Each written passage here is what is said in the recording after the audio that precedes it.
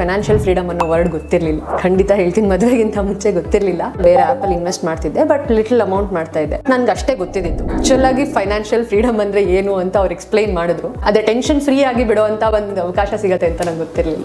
First ಇಂದ investment ಜಾಸ್ತಿ ಮಾಡಬೇಕಿತ್ತು ಅಂತ ಅನಿಸ್ತಾ ಇದೆ. ನಾನು ಕೆಲಸಕ್ಕೆ ಸೇರ್ಕೊಂಡಾಗಿಂದ ಸ್ವಲ್ಪ ಜಾಸ್ತಿ ಇನ್ವೆಸ್ಟ್ ಮಾಡಿದ್ರೆ ಟೆನ್ಷನ್ ಫ್ರೀ ಆಗಿದೆ ಬೇಸಿಕಲಿ.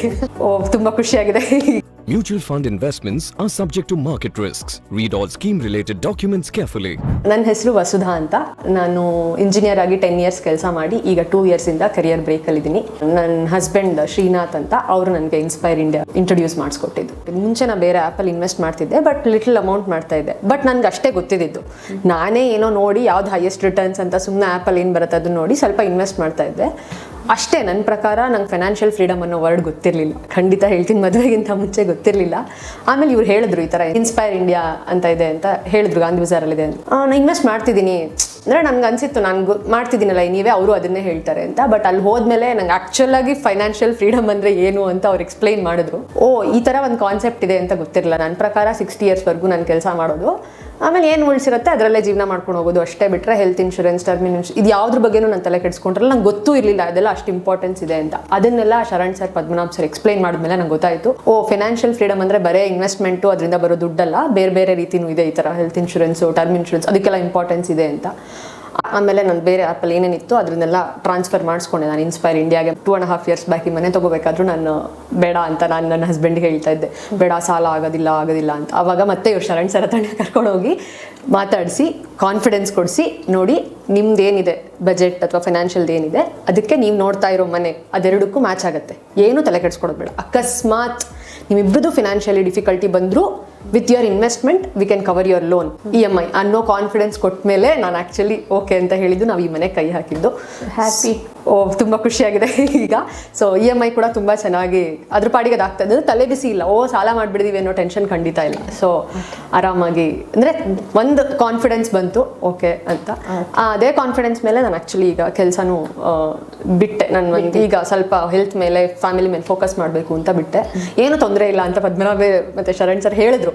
ತೊಂದರೆ ಇಲ್ಲ ಮೇಡಮ್, ಮಾಡ್ಕೊಳ್ಬೋದು, ಇರೋ ಇನ್ವೆಸ್ಟ್ಮೆಂಟಲ್ಲಿ ಆರಾಮಾಗಿ ಮಾಡ್ಬೋದು, ಏನು ಟೆನ್ಷನ್ ತೊಗೊಳ್ಬೇಡಿ ಅಂತ. ಸೊ ಅದೇ ಟೆನ್ಷನ್ ಫ್ರೀ ಆಗಿ ಬಿಡುವಂಥ ಒಂದು ಅವಕಾಶ ಸಿಗುತ್ತೆ ಅಂತ ನಂಗೆ ಗೊತ್ತಿರಲಿಲ್ಲ. ಫಸ್ಟಿಂದ ಇನ್ವೆಸ್ಟ್ಮೆಂಟ್ ಜಾಸ್ತಿ ಮಾಡಬೇಕಿತ್ತು ಅಂತ ಅನಿಸ್ತಾ ಇದೆ. ನಾನು ಕೆಲಸಕ್ಕೆ ಸೇರ್ಕೊಂಡಾಗಿಂದ ಸ್ವಲ್ಪ ಜಾಸ್ತಿ ಇನ್ವೆಸ್ಟ್ ಮಾಡಿದ್ರೆ, ಬಟ್ ಸ್ಟಿಲ್ ಈಗ ನನಗೇನು ಅದಕ್ಕೋಸ್ಕರ ಏನೋ ಬೇಜಾರಿಲ್ಲ ಅಥವಾ ನಾನು ಎಕ್ಸ್ಟ್ರಾ ಈಗ ಮತ್ತೆ ಕೆಲಸ ಮಾಡಬೇಕು ಅಂತಲೂ ಏನೂ ಇಲ್ಲ. ಒಂದು ಸ್ವಲ್ಪ ಖುಷಿಯಾಗಿದೆ, ಟೆನ್ಷನ್ ಫ್ರೀ ಆಗಿದೆ ಬೇಸಿಕಲಿ. ಇನ್ವೆಸ್ಟ್ಮೆಂಟ್ ಕರೆಕ್ಟಾಗಿ ಮಾಡಿದ್ರೆ, ಗೈಡೆನ್ಸ್ ಕರೆಕ್ಟಾಗಿ ಸಿಕ್ಕಿದ್ರೆ ಖಂಡಿತ ಟೆನ್ಷನ್ ಫ್ರೀ ಆಗ್ಬೋದು. ನಾನು ನನ್ನ ಫ್ರೆಂಡ್ಗೂ ಇವಾಗ ರೆಫರ್ ಮಾಡಿದ್ದೀನಿ. 10 ವರ್ಷದ ಹಿಂದೆ ನಾನು ಯಾವಾಗ ಸ್ಟಾರ್ಟ್ ಮಾಡಿದ್ದೆ ಅವಾಗ ಹೇಳಿದ್ದೆ. ಈಗ ಅನಿಸ್ತಾ ಇದೆ ಅವಳಿಗೆ, ನೀನು ನಂಗೆ ಮೊದಲೇ ಹೇಳಿದಿದ್ರೆ ನಾನು ಇನ್ವೆಸ್ಟ್ ಮಾಡ್ತಿದ್ದೆ ಅಂತ. ರೀಸೆಂಟಾಗಿ ಸ್ಟಾರ್ಟ್ ಮಾಡ್ಕೊಂಡೆ ಅವಳು ಇನ್ವೆಸ್ಟ್ಮೆಂಟು.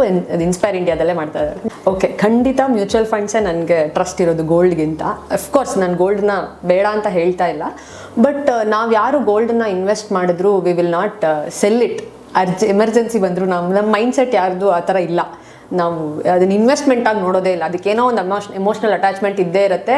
ಸೊ ಅದು ಯಾವತ್ತಿದ್ರೂ ಅದು ಒಂದು ಆರ್ನಮೆಂಟ್ ಆಗೇ ಇರುತ್ತೆ. ಸೊ ಸ್ವಲ್ಪ ಮಟ್ಟಿಗೆ ಎಷ್ಟು ಬೇಕೋ ಅಷ್ಟು ಸಾಕಾಗುತ್ತೆ. ಗೋಲ್ಡ್ನೇ ಇನ್ವೆಸ್ಟ್ಮೆಂಟ್ ಮಾಡುವಷ್ಟು ಮೈಂಡ್ಸೆಟ್ ಇದ್ದರೆ ಖಂಡಿತ ಅದು ಇಟ್ ಈಸ್ ಗುಡ್. ಬಟ್ ನನ್ನ ಪ್ರಕಾರ mutual funds is always better. I know ಇವಾಗ ಗೋಲ್ಡ್ ರೇಟು ಮೇಲೆ ಹೋಗ್ತಾ ಇದೆ, ತುಂಬ ಮೇಲೆ ಹೋಗಿದೆ, ಸಿಲ್ವರ್ ರೇಟು ಎಲ್ಲ ಮೇಲೆ ಹೋಗಿದೆ. ಐ ಎಮ್ ನಾಟ್ ಅಂದರೆ ಫಿನಾನ್ಷಿಯಲ್ ಇಂಡಿಪೆಂಡೆನ್ಸ್ ಇಸ್ ಅದು ಒಳಗಿಂದ ಒಂದು ಕಾನ್ಫಿಡೆನ್ಸ್ ಕೊಡುತ್ತೆ. ಮತ್ತು ಇಟ್ ಈಸ್ ನಾಟ್ ಅಬೌಟ್ ಏನು ನಮ್ಮ ಹಸ್ಬೆಂಡು ನಂಗೆ ದುಡ್ಡು ಕೊಡ್ತಾ ಇಲ್ಲ ಹಾಗಾಗಿ ಇಂಡಿಪೆಂಡೆನ್ಸ್ ಬೇಕು ಅಂತ ಖಂಡಿತ ಅಲ್ಲ. ಆದರೆ ಒಳಗಿಂದ ಎನಿಥಿಂಗ್ ಏನಾದರೂ ಆಗಲಿ, ಅಪ್ಪ ನನ್ನ ಹತ್ರ ಒಂದು ಇದೆ, ನಾನು ಅಟ್ಲೀಸ್ಟ್ ನಿಭಾಯಿಸಬಲ್ಲೆ, ಏನೋ ಒಂದು ಯಾವುದೋ ಒಂದು ಸಿಚುವೇಶನ್ನ ಫೇಸ್ ಮಾಡ್ಬೋದು ಅನ್ನೋ ಕಾನ್ಫಿಡೆನ್ಸ್ ಖಂಡಿತ ಕೊಡುತ್ತೆ. ಅದು ಖಂಡಿತ ನೀವು ಯಾವಾಗ ವರ್ಕಿಂಗ್ ಸ್ಟಾರ್ಟ್ ಮಾಡ್ತೀರಾ, ಅರ್ನಿಂಗ್ ಸ್ಟಾರ್ಟ್ ಮಾಡ್ತೀರಾ, ಸ್ಟಾರ್ಟ್ಸ್ ಥಿಂಕಿಂಗ್ ಅಬೌಟ್ ಇಟ್. ಅಂದರೆ ಸ್ವಲ್ಪನಾದರೂ ಫಿನಾನ್ಷಿಯಲ್ ಇಂಡಿಪೆಂಡೆನ್ಸ್ ಬಗ್ಗೆ ಯೋಚನೆ ಮಾಡೋಕ್ಕೆ ಸ್ಟಾರ್ಟ್ ಮಾಡಿ. ಗೊತ್ತಾಗಿಲ್ಲ ಅಂದರೆ ಚೆನ್ನಾಗಿ ಗೈಡೆನ್ಸ್ ಮಾಡೋರು ಇದ್ದಾರೆ. ಇನ್ಸ್ಪೈರ್ ಇಂಡಿಯಾ ಇದೆ. ಹಾಗಂದ್ರೆ ಅವಾಗ ಫೋನ್ 24/7 ಪಾಪ ಅವ್ರು ರೆಸ್ಪಾಂಡ್ ಮಾಡ್ತಾರೆ. ಹಾಗಾಗಿ ಗೈಡೆನ್ಸ್ ತೊಗೊಳ್ಳಿ, ಬೇಗ ಸ್ಟಾರ್ಟ್ ಮಾಡಿ. ನಿಮ್ಗೆ ಅನ್ಸ್ಬೋದು ಇವಾಗ ನಾವು ಅಯ್ಯೋ ಇದೆಲ್ಲ ಇಷ್ಟು ತಗೋದು ಪ್ರತಿ ತಿಂಗಳು ಹೋಗ್ತಾ ಇದೆ ಅಂತ, ಬಟ್ ಒಂದು ಮೂಮೆಂಟ್ ಆದಮೇಲೆ ನಿಮಗೊಂದು ಕಾನ್ಫಿಡೆನ್ಸ್ ಬರುತ್ತೆ, ಒಂದು ಸಮಾಧಾನ ಸಿಗುತ್ತೆ. ಅದೊಂದು ರೀಚ್ ಆದಮೇಲೆ ಒಂದು ಸ್ವಲ್ಪ ವರ್ಷ ರೆಗ್ಯುಲರ್ ಆಗಿ ಇನ್ವೆಸ್ಟ್ ಮಾಡಿದ್ರೆ. ಸೊ ಖಂಡಿತ plan for investment it is very much necessary. ಇವಾಗಿನ ಕಾಲಕ್ಕೆ ಖಂಡಿತ ನೆಸೆಸರಿ ಇದೆ. Happy women's day everyone. Please focus on your health, investment as well as your lifestyle. It is very much important. Mutual fund investments are subject to market risks. Read all scheme-related documents carefully.